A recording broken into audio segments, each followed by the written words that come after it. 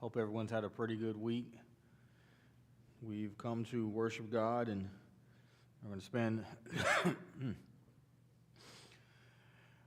spend some time sharing His Word, and hopefully find something that will get us closer to God and help us to have a better understanding of God and live a life pleasing to God, because that's ultimately what we gather here for.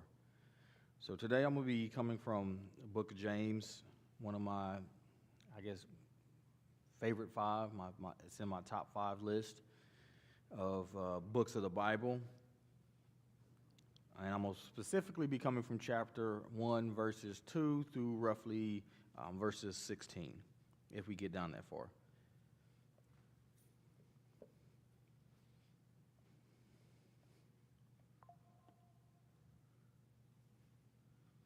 I'm going to go ahead and read for you the first 10 verses. Consider it pure joy, my brothers and sisters, whenever you face trials of many kinds, because you know that the testing of your faith produces perseverance.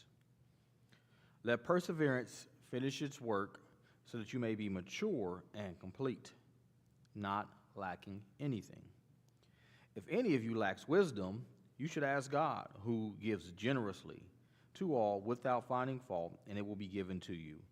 But when you ask, you must believe and not doubt, because the one who doubts is like the wave of the sea, blown and tossed by the wind. That person should not expect to receive anything from the Lord. Such a person is double-minded and unstable in all they do. Believers in humble circumstances ought to take pride in their high position, but the rich should take pride in their humiliation, since they will pass away like a wildflower. For the sun rises with the scorching heat and withers with the plant. Its blossom fails and its beauty is destroyed. In the same way, the rich will fade away even while they go about their business. Blessed is the one who perseveres under trials, because having stood the test, that person will receive the crown of life that the Lord has promised to those who love him. When tempted, no one should say, God is tempting me, for God cannot be tempted by evil, nor does he tempt anyone.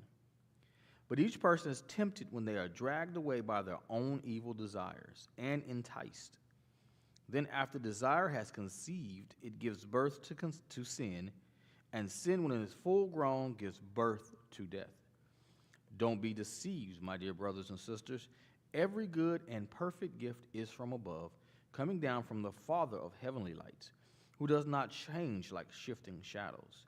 He chose to give us birth through the word of truth, that we might be the kind of first fruits of all he created. And that's the NIV version I'm reading from, and that's James chapter 1, verses 2 to about verses 17. So James is one of my, I'd have to say, favorite books, because it's very simple. And if we have to look at the overall theme of James, right, it would really be, some people call it wisdom. It's practical advice on how to live well. That's kind of the overall theme of James. He gives you very concise, practical ways to deal with life through different circumstances, through partiality, through, he talks about praying, he talks about suffering, he talks about having the proper perspective of wealth, he talks about, what real faith looks like. All of these just real practical advice. If I was to think about the book of James, I would call it the book of Uncle James, because I picture you sitting down with your uncle, and when you were younger, he would say stuff. You're like, what is this guy talking about? But as you get older, you come back, you sit down with Unc, and Unc said, pull up a chair. And you just sit down and have these candid conversations, and Unc just gives you some just real practical advice, just simple, down-to-earth practical advice. You're like, wow, that really makes sense, Unc. So I can just picture James as Unc, and he's like, pull up a chair. Let me tell you a bunch of I'm not like Paul. I'm not going to get into these lofty theology, the first man, the second man, and Adam and sin. And you're like, what is he talking about? James is like, I'm going to give it to you plain, concise, simple, and memorable. And if you really look at it, it kind of makes sense, because James is the brother of Jesus. And he would have been around Jesus. He would have heard a lot of Jesus' parables. Also, being Jewish, having grown up with the Proverbs and the wisdom literature, it's very, very similar and parallel to some of the book of Proverbs. I'm going to give you real short, rememberable, portable truth. I'm not going to go into great detail about the theology and the doctrine. I'm assuming you know that. So I'm just going to tell you this is what that looks like in everyday real life. Again, you can also look at it as an extension of the Sermon on the Mount, right? Jesus gives these Sermon on the Mount, these Beatitudes, blessed is the meek, blessed is those who hunger and thirst for righteousness. James kind of comes back and unpacks that. This is what that kind of looks like in 3D. And again, I say it's one of my favorite books because it's kind of like a New Testament parables or New Testament Proverbs, if you will. It's our version of Proverbs. So he's writing, right now, James is probably one of the earliest books of Christianity. It's during Christianity's early stages, during Jerusalem and stuff, and as they start to expand and things like that. These were Jewish Christians who were dispersed. And if you read through the book of Acts, you had a couple different situations arise. Number one, you had the day of Pentecost. And Pentecost was 50 days after the Passover. And the custom would be to, if you were wealthy, you pack up all your money, your belongings, and you make a plan to be gone for 50 days, or actually longer than 50 days, be gone for a couple months. Because you go for the Passover, and then you would go 50 days after the Passover, you're staying for the Pentecost. Because it's not like they can hop on Spirit, fly and fly back, right? So if you're going to make that long journey from wherever you are, you're going to stay a while. So these would have been first century Jews that on the day of Pentecost, they're there from wherever they come from, because Judaism had kind of dispersed all around the world, from Africa to Arabia. You had kind of Jews from everywhere, as Peter said, or as Luke said in the Acts chapter 2. So again, you have all these Jews, they're on a day of Pentecost, and now they're converted to Christianity. And it's new, and it's something that you don't understand, and you're learning, and you're growing. So guess what? What would have been maybe a few months visit now turns into maybe 6 months to a year. Now you're there for an extended time period. And so there's the challenges with being somewhere else, having to completely rearrange and change your life and be somewhere else for an extended period of time. Also, Christianity was not accepted at first. A lot of people did not believe that Jesus was the Messiah. They felt like he was a false Messiah. He didn't fit their version or their bill of what the Messiah should look like, so they totally disregarded Christianity. So you would have had people that, when they converted over to Christianity, your friends back home may have forsaken you, like, man, I don't know this guy. Your employer may have fired you. Your business may have went down. You may have lost a lot of things and given up a lot of things converting over to Christianity during this time. And so there's all these challenges, and he's writing to these Jewish Christians who were, as he said, dispersed.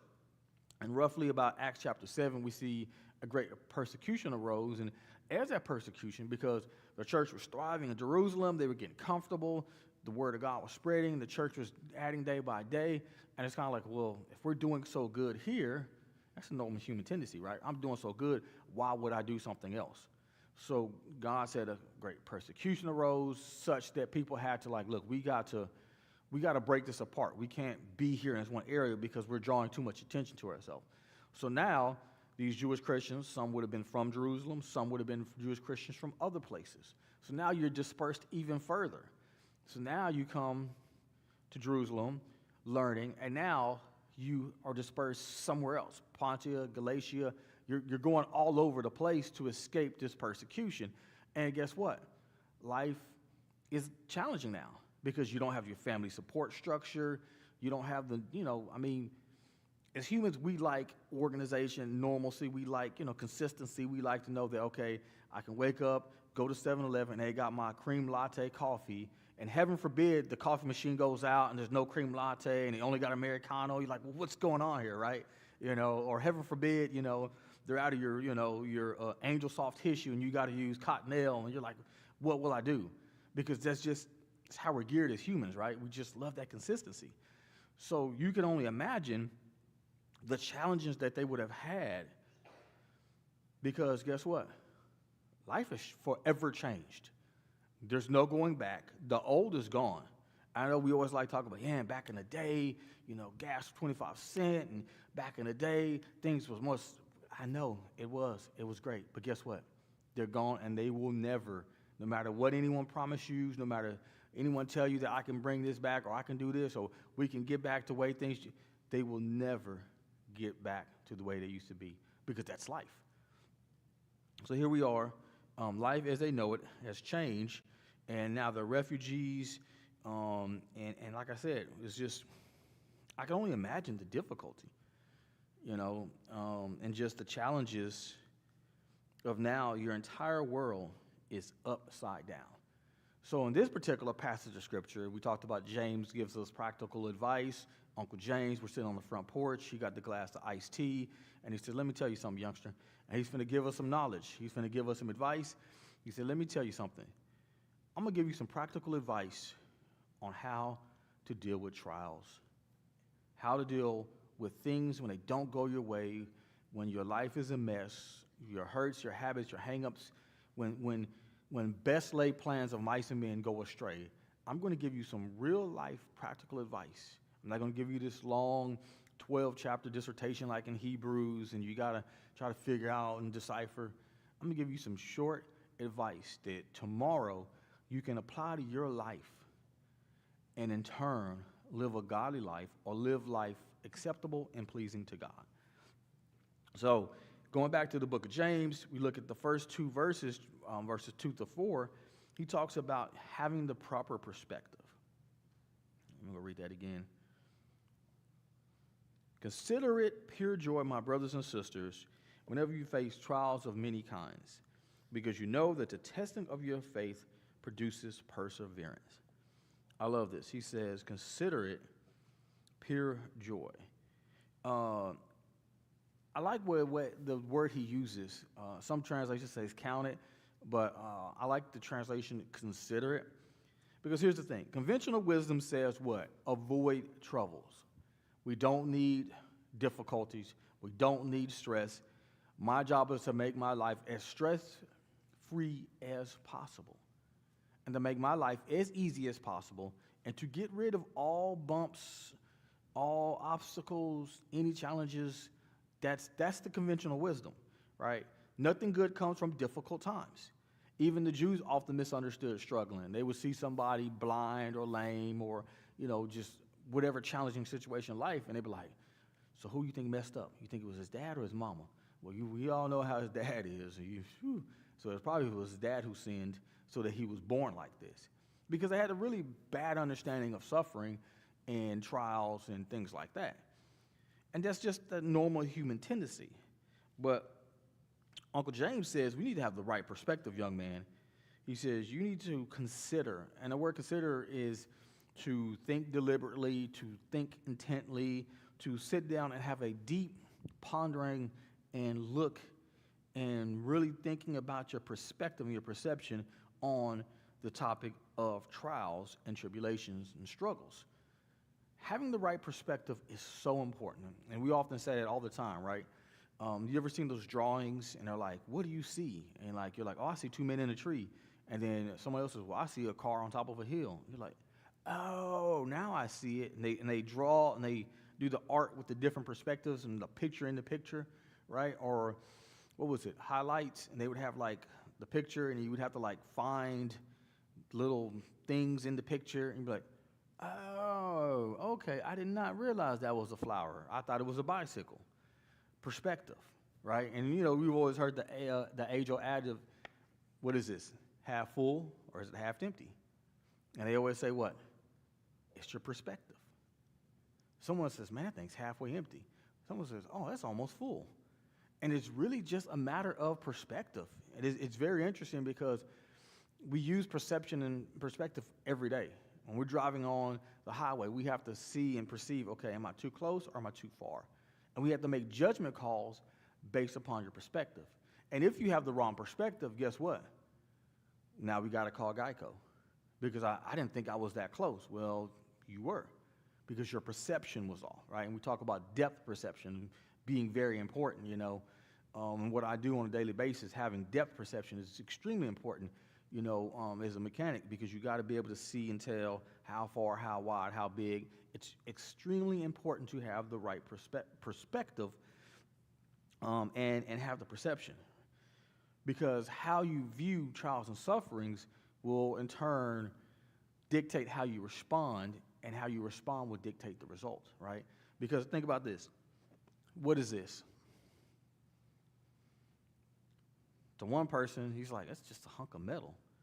I think steel, you can get 5 cents for dirty steel. To someone else, if you're an athlete, you're like, oh man, I can put 2 of these on a bar, and if I do 50 of these a day, that's my ticket out of here, right? To the athlete, this is what's going to make him better. This is what's going to get him that $1 million contract. To the parent in the morning, this is what you stub your toe on. So it's all a matter of perspective. The same weight can be something that can actually make you stronger, right? If you had a bad knee or bad back, they might give you some light weights like this, and they tell you do 50 of these every day to help build your shoulder.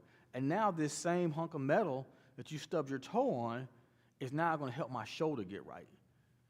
It's really just a matter of how you see your trials. And I love this because what he's saying is that consider it pure joy. It is not joy. It doesn't feel good, right? Picking up a 50-pound weight and curling it 50 times. I've never heard someone say, oh, this feels so great, right? What's the old saying? No pain, no gain, right?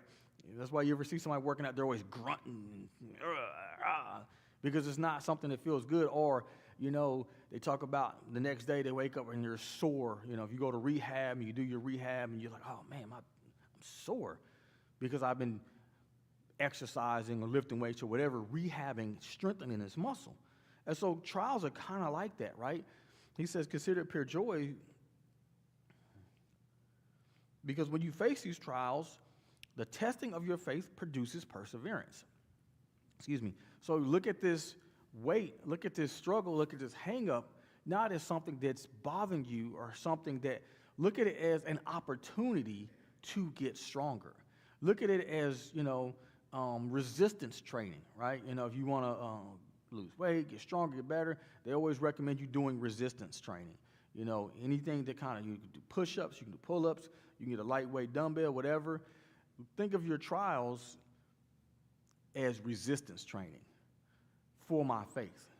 And it's going to help me develop perseverance. It's going to help me develop patience if I have the right perspective.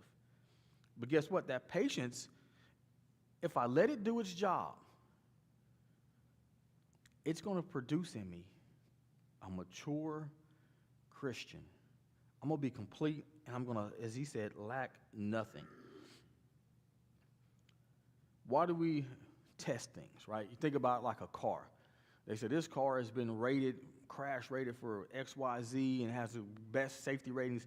How do they know how good this car is? Or how do they know that this car, at 3,000 miles, you have to change your oil? Because someone tested it.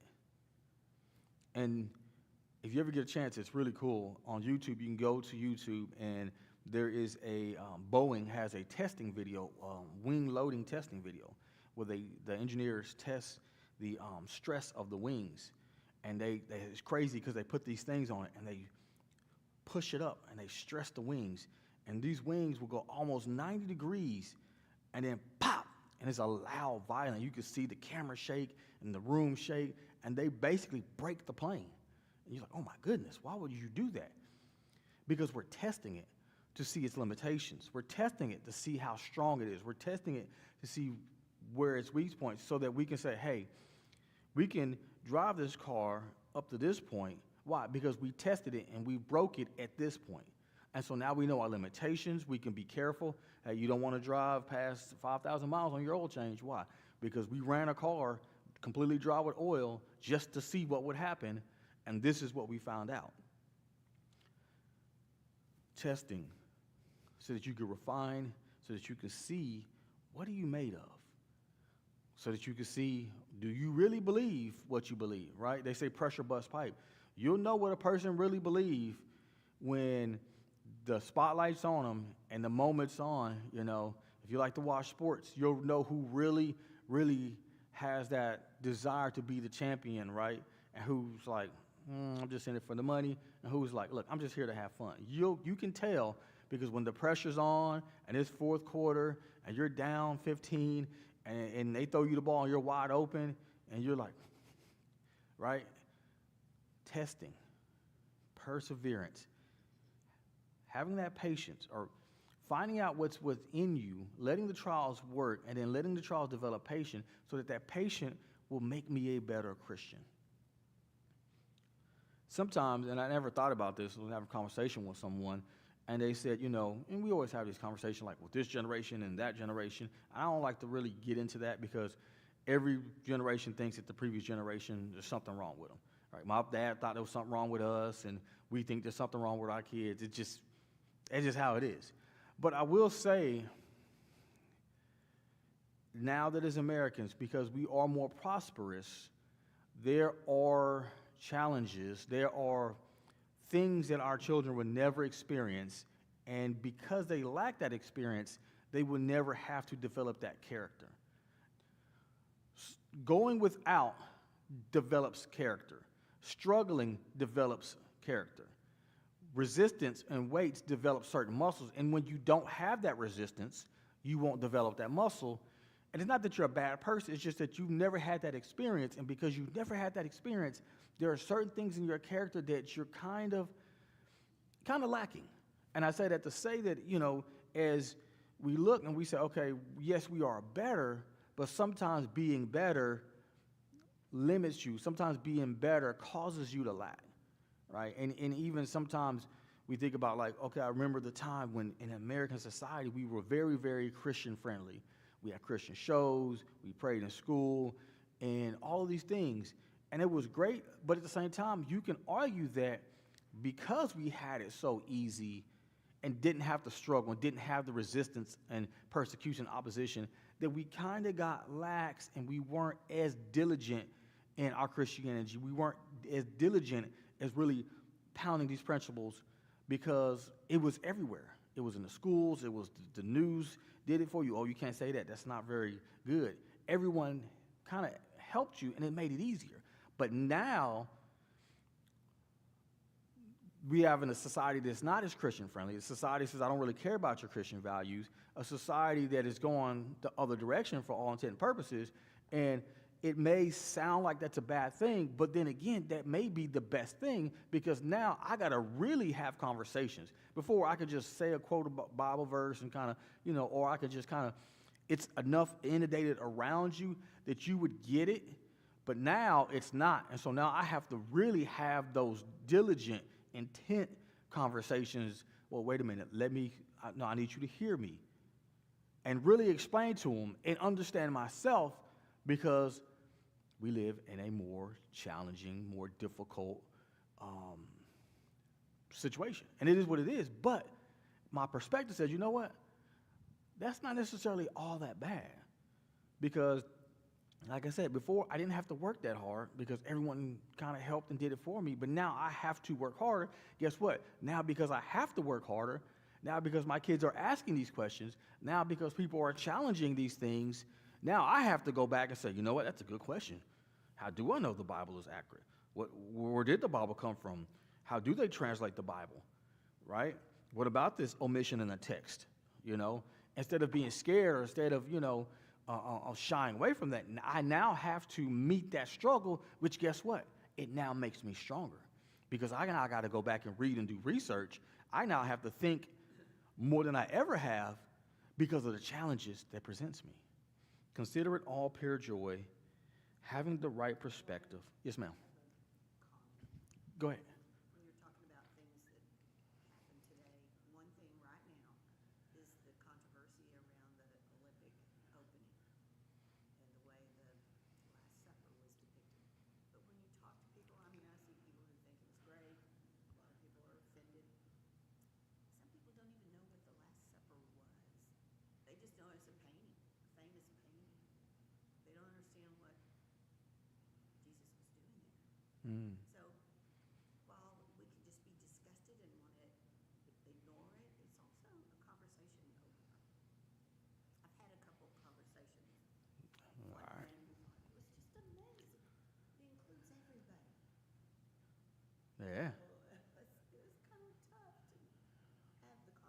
Right. But you're right. So your perspective said, you know what? Ooh, this is a good opportunity to have a discussion that I probably wouldn't get. Having it without, intentionally. Yeah.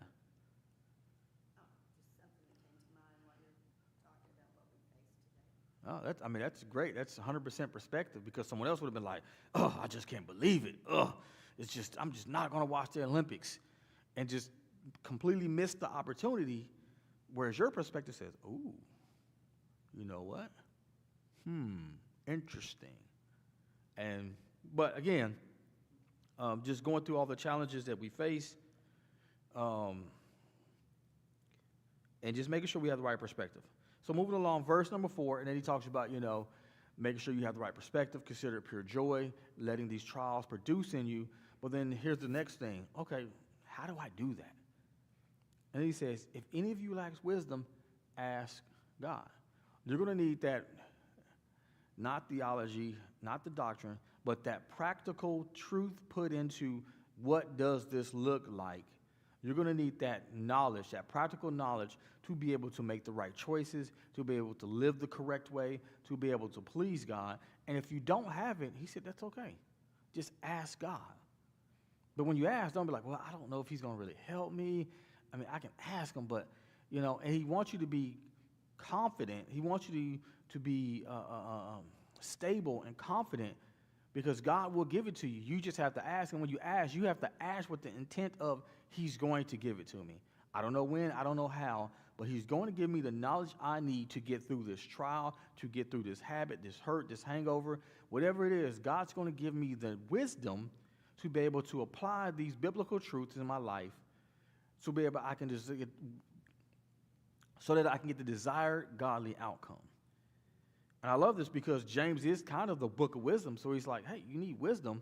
Because think about how many times have you ever thought of, been through a difficult situation or difficult trial or just found yourself in just unfavorable circumstances. And the first thing you think is, man, what do I do? Should I do this? Should I take this job? Should I not take this job? Should I stop going here? Should I not stop going here? I mean, what? Decisions, right? And sometimes you find yourself, what do I do? And sometimes it can be extremely overwhelming in difficult situations when you're thinking about what do I do? When it's all piled upon me, I got all these situations, all these circumstances, and I'm trying to make the best decision for my family, for my life. And James says it's simple. Ask God for wisdom to make the right choices, to live a godly life. Not just ask for knowledge, right? Not just ask for, we have enough, knowledge and information. That's the worst thing. That's one thing when I started preaching, I never wanted to be the guy that does the information dump. Well, let me get in here and tell you everything about this and everything about that and just give you all the Greek and all the Hebrew and just this big information dump. And we don't need an information dump. Especially nowadays, I can go on Google and get information, right? I need to know, how do I apply that?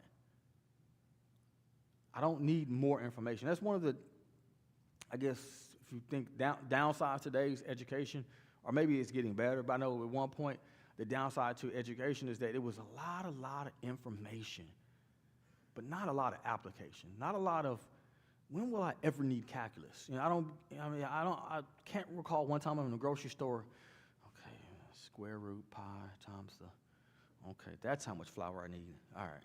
I mean, just, you think about it, maybe 30% we actually use in daily life of what we're taught in school, right? And then in college, maybe 50%. But James said, I don't want you to just get knowledge. I want you to pray for wisdom, right? Solomon was able to make some astounding choices because of his wisdom, his insight, his knowledge, and insight into truth applied in everyday situations. Right? You know the parable of the two ladies with the one son. This is my son. This is my son. And he said, well, I'll tell you what. Since you both claim rights to the kid, we'll cut him in half. Right? And you know how the story goes. That's wisdom.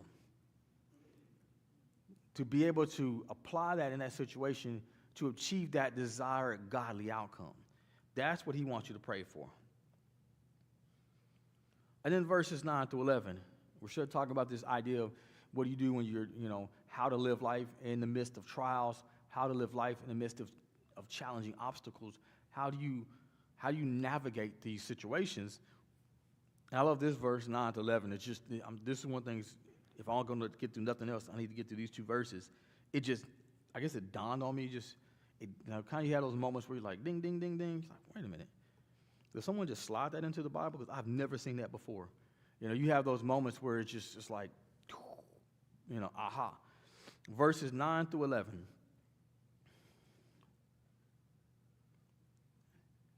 Believers in humble circumstances. Let me go back. Let me switch my translations. There you go. All right, verses 9. Let the lowly brother boast in his exaltation, and the rich in his humiliation. Now, when I first read that, I would kind of read over it. I'm like, man, what is he saying? Let the lowly brother boast in his exaltation. So think about this. Going back to the situation. Refugees, right? Most of the people that would have been come to Jerusalem would have been fairly wealthy. You don't leave your business and your property and your world behind for 4 or 5 months if you're not in a position to do that. Most of the time, it wasn't the sharecroppers and the servants that were coming to Jerusalem during these time periods. These would have been the wealthier people, the head of the family, that could afford to be gone, right? So, mind you, these are people during this time period that have a little bit of wealth. They're middle class, upper class. They're well off, right? But then you have the poor brother. He said, let the poor brother boast in his exaltation. How is the poor brother exultant in these difficult times or in times of persecution and trials? Think about this. When you're wealthy, you don't know how to be poor, right? Everything has been easy. Everything has been, and then all of a sudden like that, boom. I got to live on how much a month? $100 a month. There's no way I can live on $100 a month. And the poor brother's like, shit, we live on $50 a month all the time. Well, how do you do it? Well, okay, we go here to this food bank, and see this bag of flour is 50 cents. But with this 50 cents bag of flour, I can make pancakes for a month. What? Yeah. See, it's something about the lowly brother. Right now, he's exalted. Because right now, and we always think about he's encouraging the poor person or the lowly brother, like, hey, I know you're going through trials, be encouraged. Poor brother's like, I'm poor every day. This is just a Monday for me, right? These trials and stress, if you don't do right, you're going to ruin your credit score. I have no credit score. I have nothing to lose, right? So that poor lowly brother, this is just a Monday for him, right?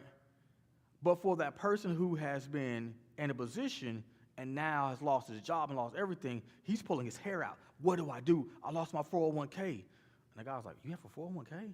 Well, what's that? Well, when I retire. Oh, you're going to retire? Because the lowly brother, it's different for him. And think about this. When it hits the fan, right, and difficult times come, if we ever go to being a third world country or a second world country, you know who I want on my side? I want the lowly brother, right? Because that brother can tell me how to make it. I need the brother that, I need you. He got a fishing pole and a back, and you tell you what, we could eat a mighty long time, we got some fish, right? I need the brother with the 22 that said, I tell you what, squirrels taste pretty good if you cook them right, and I can show you how to cook them. Ooh, squirrels? Okay. When times get hard, that squirrel going to look like a KFC, right? You need that brother that say, coon hunting. You eat coons? Tell you what, times get hard, that coon look like a turkey. That lowly brother knows how to make something out of nothing, right? The homeless person, he knows how to be homeless. Like, look, man, I got a car, and I've been living in my car for 10 years. What? Let me tell you how I do it. Now, that's not something you want to, but if trials and tribulations ever arise, he says, lowly brother, you should boast in your exaltation, because right now, the shoe's on the other foot, and now the wealthy brother, what do I do? I'm hungry. Well, what do you mean you're hungry? All I got is a loaf of bread and some lunch meat. Tell you what, follow me. Grab them ketchup packets, grab that loaf of bread, grab that lunch meat, grab them mustard packages. See them relish packages? Grab a handful of those relish packages. And we're finna make this work. Grab some noodles, grab some weenies. We're gonna cut them noodles up in the weenies. We're gonna throw some relish in there. And we're gonna eat like kings. right? And you never really think about it, because growing up, we weren't poor, but we weren't wealthy, but we were okay.